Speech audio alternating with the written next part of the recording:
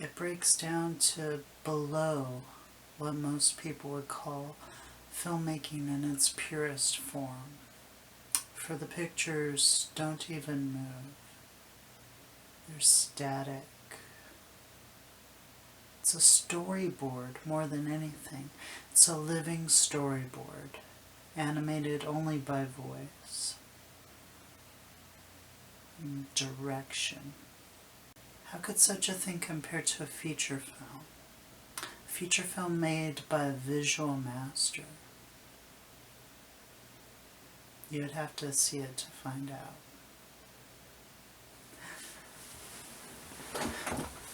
Terry Gilliam's 12 Monkeys. It's not quite a retelling, not quite a reimagining, but just a remanifestation of Chris Marker's Jetee. He treats Jetee as a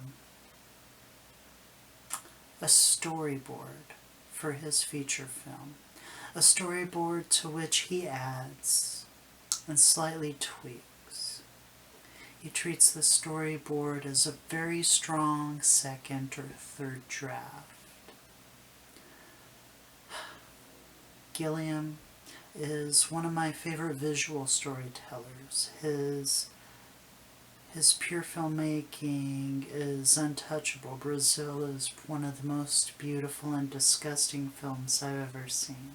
And 12 Monkeys is palpable. You can feel the filth. You see the filth on screen and you could feel it on you.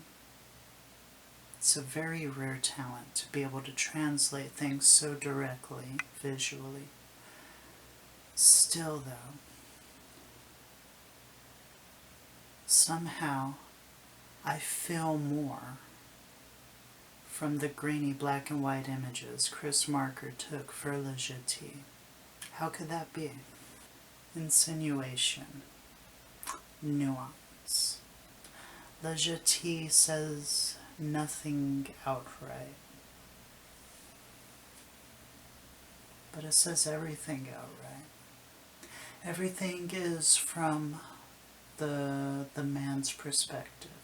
The man doesn't even have a name. Our protagonist in Jetee doesn't even have a name.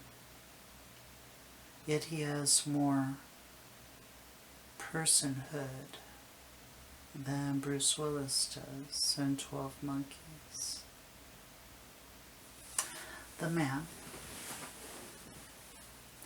starts out as a fully realized person, though we know nothing of him. And the film doesn't set out to educate us about him. The man is experiencing things and relating them in what he perceives to be real time. Bruce Willis's character in 12 Monkeys, however, is broken by the time that he experiences. He starts out as a fully realized person, then sets out on an arc, becomes more of a fully realized person, and then he becomes broken down, and he becomes less than he was before, and less than, and less than. He sets out on an arc, and then becomes much less than what he started. The man in Jetee starts out a fully realized person, and he only tells you a story. He tells you a story as it's happening to himself.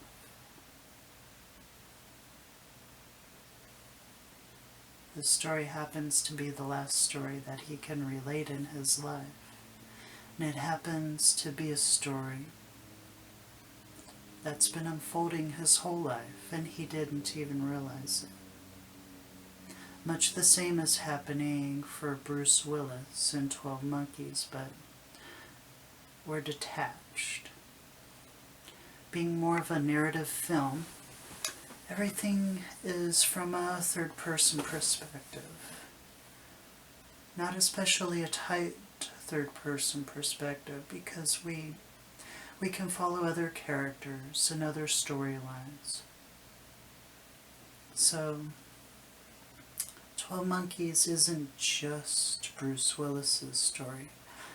It's the story of what made his world. Jetee is less concerned with that. It's just one man telling his story as he sees it, as it happens.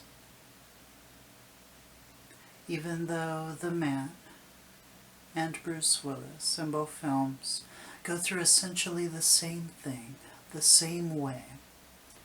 Everything in both films is essentially the same story, just one is told in a more drawn-out fashion.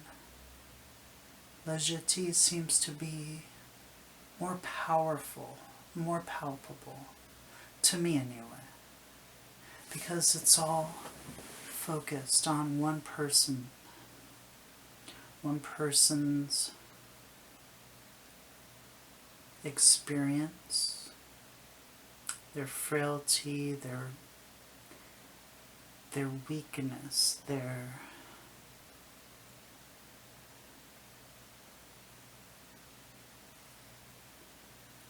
fate, their yearning to know more, and once they learn more, their yearning to forget it. And this Jetee is a most unusual story, but then again it's the most common story. One doesn't feel this much for 12 Monkeys. And I believe that's because we aren't given as much of a vantage in one person's point of view. And the one person's point of view that we're given the most of is broken down and infantilized more and more as they go insane and as they wish to unlearn what they've learned about life.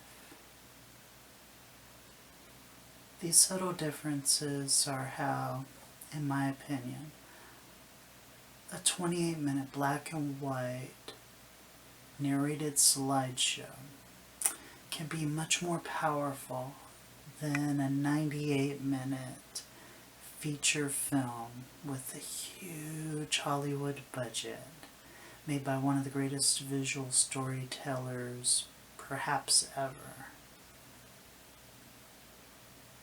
The feeling of unity, of oneness, of needing to know the end of the man's story, and the horror of actually finding the end of it.